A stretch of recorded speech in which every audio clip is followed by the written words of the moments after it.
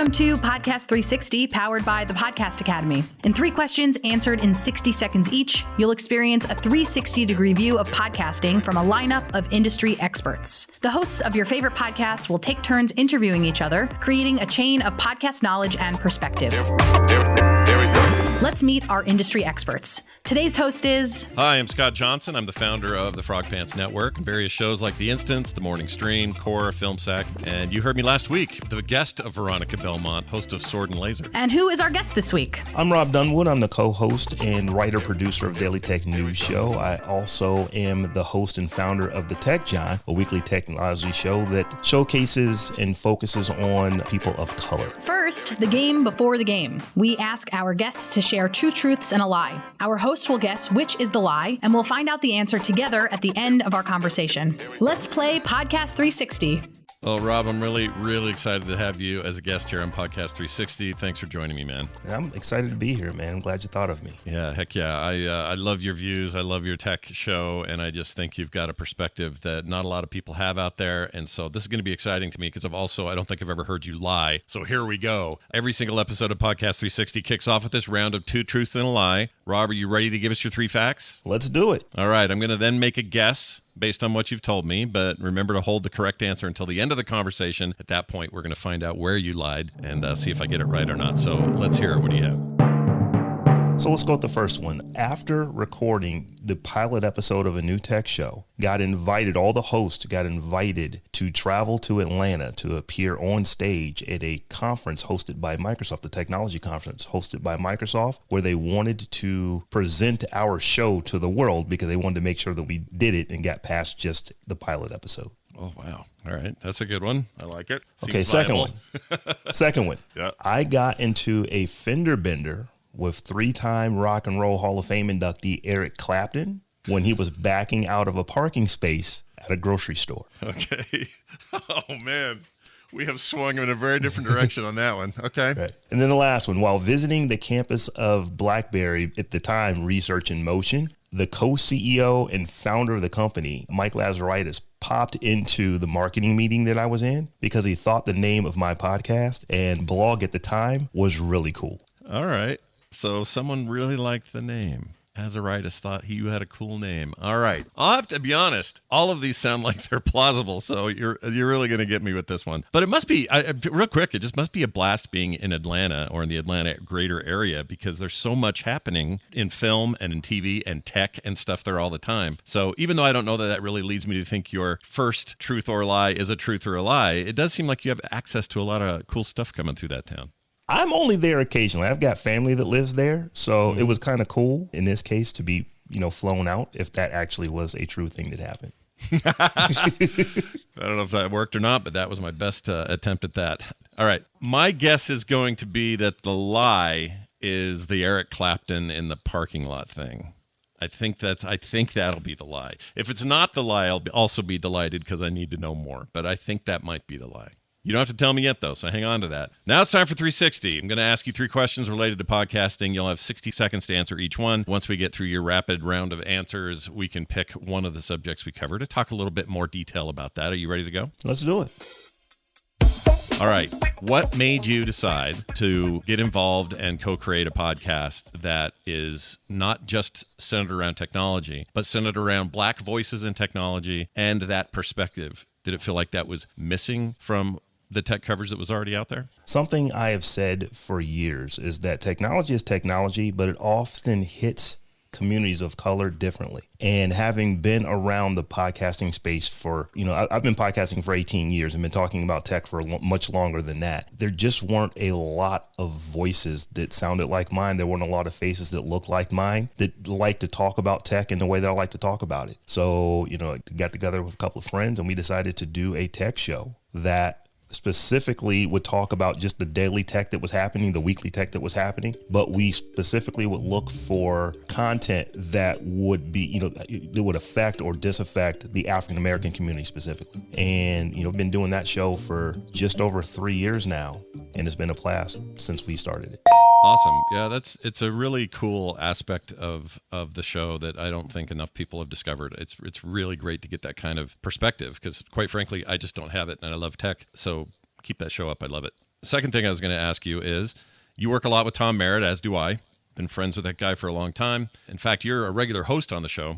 Unfortunately, our days don't ever cross all that often. I always enjoy it when we do. But yeah, it's like only once or twice a year that you and I actually get to do a show together. I know. It feels very rare. Yeah. It's always notable. I always have a really great time. But I guess my question is, because I ask I ask myself this question sometimes: what is the difference between working with Tom Merritt and his network and the kind of tech news structure that they create versus what you do? It's kind of a complicated question, but is a lot of what people see of you on Daily Tech News Show, is that the Robb Dunewood they would find in any other podcast or even guest appearances you've made? Yeah, so I'm the same person pretty much everywhere. A difference between what you're going to see on Daily Tech News Show and what you might see in some of my other tech shows, because most of my shows are technology related, is that Daily Tech News Show really is about news. So we want to absolutely make sure that we are reporting the news and talking about the news that is coming out that affects people who are interested in news about technology. Some of my other stuff is way more commentary. So you're going to hear how I feel about stuff. You'll hear a little bit of that on Daily Tech News Show, but I want to tell you how really TI is, as my wife would say, when it comes to this is why I like this is why I don't like this, these folks screwed up here, they screwed up there. I am much more of an editorialist on that as compared to really reporting the news as it happened, how it happened, and what you need to do to find out more about it.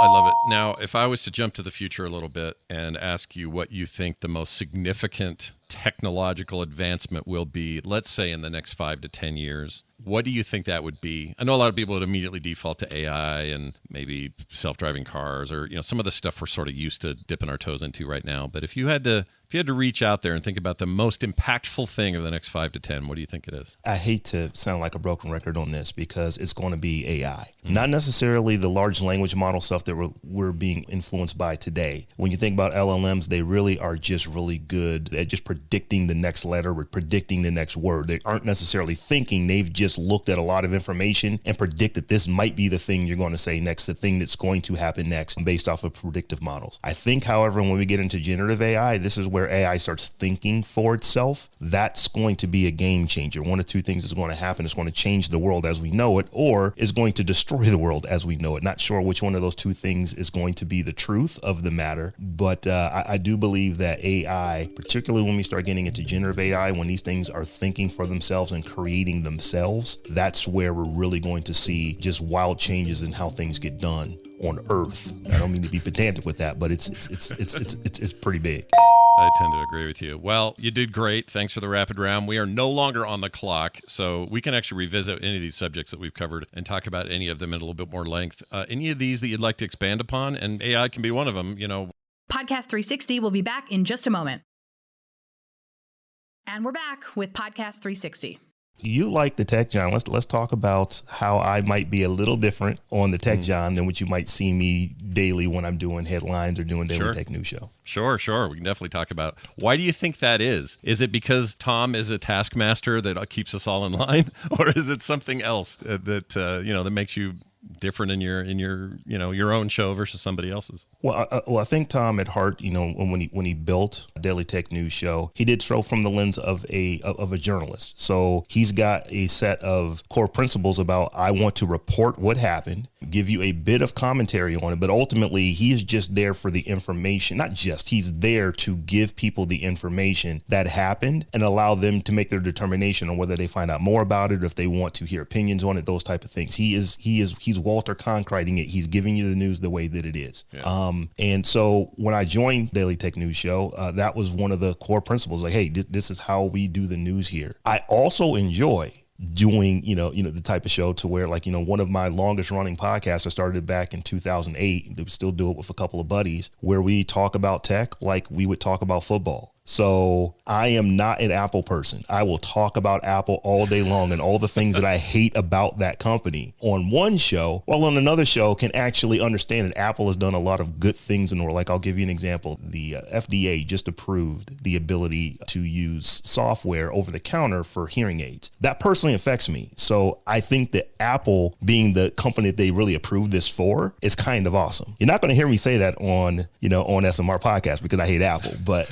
on on Daily Tech News Show, that is the news. So I'm going to report it and actually smile when I do because it's a good story. Yeah, the Cronkite comment works really well for Tom. He is serious about his sticking to those core principles, and I think it's actually great. It keeps me in line. It makes me think a little more about what I'm about to say. And thankfully, I have other shows where I can kind of just spout off like you two as well. So that's really, really fascinating. Now, we have to take care of this. We got to talk about the truth and the lie. All right. One more thing to take care of. It's time to find out which of these things was a terrible bald-faced lie and which ones were true. I'll tell you what my final guess is. I've thought a little bit more about it. I think I'm sticking to this parking lot thing. I just can't see how that happened. I feel like I'm going to be wrong, but I also don't feel very good about either of the other two. The other two sound really plausible to me. So Rob, am I right? Is it Eric Clapton in the parking lot that's the lie? That is incorrect. Dang it. I actually did get into a fender bender with Eric Clapton. So believe it or not, he lives here in the Columbus, Ohio area where I'm from. He's been here longer than me. I mean, he's been here for decades. So just happened to be at a Kroger. He was backing out of one spot. I was pulling through and we had a little bit of a fender bender. Oh my goodness. That's got to be 20 years ago. But yeah, that actually happened. So did he have all his paperwork? He pulled out all his insurance cards. He had all the stuff he needed. Right? It was a regular thing. And it's like, I kind of looked at him and was like, well, this guy looks familiar. I wonder if I know him. And then when he gave me, it's like, oh, it's like, are you that? He had I want to say he's from Ireland or somewhere like that. He's from the UK somewhere. It's like, sure. So I heard the accent. I'm like, and he was the right age because it was him. You're that Eric Clapton? And he's like, yeah, that's me. Whose fault was it? Was fault ever determined? Who No, he just gave me his insurance, and I don't even think that I needed to do a claim because it was he saw me, I saw him right as we made content. So it was, and this is back when cars actually still had bumpers. So yeah, I don't think, but he gave me his information, apologized profusely, and I don't think we even did a claim because there was no visible damage on my car. That is crazy to me. So the other two of those two, which one's the lie? The lie is the one about Mike Lazaridis and Research in Motion.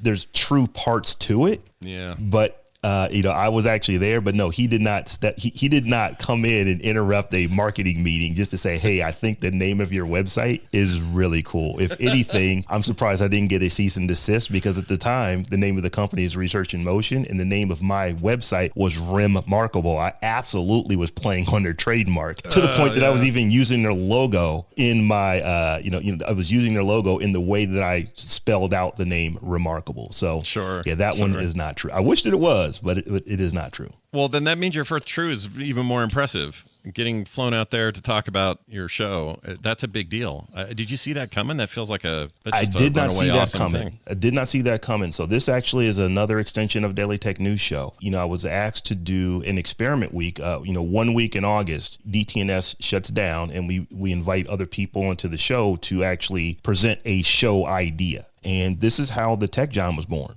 So myself, Stephanie Humphrey, Terrence Gaines, we did a pilot episode of the Tech Jawn, not knowing whether or not it was going to go anywhere. And it did so well. And, the numbers, for that particular week, it was just destroying numbers. It was actually getting the kind of numbers that a regular episode of DTNS would get on DTNS's feed. Wow. And we got contacted about 3 days after that episode aired. It's like, and it was, a person said, hey, I know this is super short notice, but, several of us have seen your show and you're waffling on whether or not you want to do it. Maybe this will help you make the decision. Would you be inclined to fly out to Atlanta for a conference that's being sponsored by Microsoft? We'll put you on stage and introduce your show to Earth. Wow. And we were like, okay, cool. That works for us. So, so we flew out. Short jaunt from Columbus. Not too bad of a trip. Not too bad. Must have been a little intense. So one of our hosts was coming from PA. I was coming from Ohio. And then we actually had a host who, unfortunately for him, he didn't get to travel, or maybe fortunately, depending how you're looking at it, because he actually lives in the Atlanta area. He just had to drive across the city in that Atlanta traffic. So that probably was not a fun thing for him. No. Well, I can tell you, I love it. I love Columbus. If I'm ever out there, I was in there in 2018, but if I get out there again, we're going to lunch. That's happening. Oh, absolutely. Got to stop by. Well, thank you so much for sharing so much about yourself, about your shows. You've been a really great guest, and I would love it if you could tell the listeners where to find all this stuff. Well, you can find me. I am at Robb Dunewood. It's Robb with 2 B's. My last name is spelled funny. It's Dunewood. And I'm pretty much on all the places. I spend a lot of time on Threads. And then you can find me over at Daily Tech News Show. Anything Daily Tech News Show, you can find me there. And then at the Tech Jawn, the Tech Jawn. You can find me there as well. Awesome. Great as always. Thank you, Robb, for being my guest. And thanks to the Podcast 360 team so much for having us. Thank you for listening to Podcast 360, where you experience a 360-degree view of podcasting. Special thanks to the Podcast Academy and DCP Entertainment. Follow us on social media at The Ambies and at DCP Official on Instagram. And subscribe wherever you get your podcasts so that you never miss an episode.